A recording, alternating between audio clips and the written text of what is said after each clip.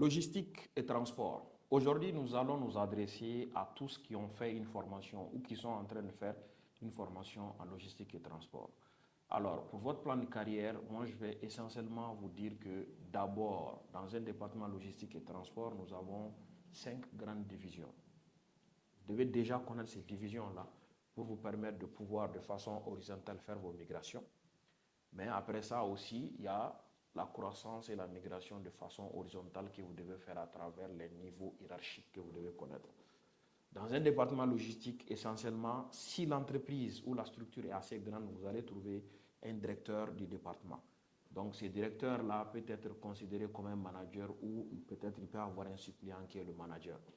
Maintenant, les chefs de division sont soit des managers aussi ou peuvent être des seniors. En dessous d'eux, on peut avoir des juniors et des assistants. Voici de façon hiérarchique ce que vous pouvez avoir. Assistant, junior, senior, manager et directeur. Donc ça, c'est de façon horizontale dans votre schéma hiérarchique pour la progression. Mais de façon, verticale, mais de façon horizontale, vous avez 5 départements. Et le premier département le plus important déjà dans le département logistique, c'est le département achat. Donc qui s'occupe de tout ce qui est achat à l'international comme de façon nationale pour les besoins de l'entreprise. Après, vous avez le département gestion du stock.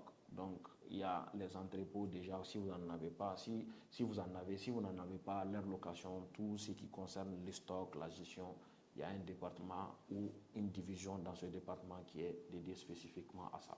Lorsque vous achetez aussi, vous allez voir que vous allez faire face à tout ce qui est besoin de transit et de douane, gestion douanière. Donc, il y a un département généralement qui est dédié au transit et à la douane. Donc, vous devez avoir des compétences fiscales, de maîtrise un peu de tout ce qui est fiscalité et juridiction, vous permettant de pouvoir facilement faire rentrer tout ce qui est marchandises ou matières premières que vous allez, acquérir hors du pays pour que vous ne puissiez pas être aussi en porte-à-faux avec la législation en cours dans le pays. Après cela, vous avez également un département dédié spécifiquement au transport. Donc, soit vous allez travailler avec une structure de transport à part entière, mais également vous pouvez avoir vous-même vos propres véhicules et gérer vos flottes, pouvoir transporter, que ce soit à l'achat de vos biens, mais également à la livraison lorsque vous devez livrer vos clients. Et pour finir, nous avons un dernier département ou une dernière division qui est la gestion du patrimoine. Donc comprenez aussi que tout ce qui appartient à une entreprise fait partie intégrante de son patrimoine et son patrimoine doit être contrôlé de façon minutieuse. Donc il y a des personnes qui sont dédiées à ça, qui peuvent être soit des gestionnaires si vous avez des bâtiments qui doivent gérer vos bâtiments, si vous avez aussi un parc auto, c'est-à-dire beaucoup de véhicules, il y a un gestionnaire de parc auto, si vous avez aussi d'autres matériaux qui sont éparpillés entre les structures telles que les groupes électrogènes et autres qui seront leurs tâches.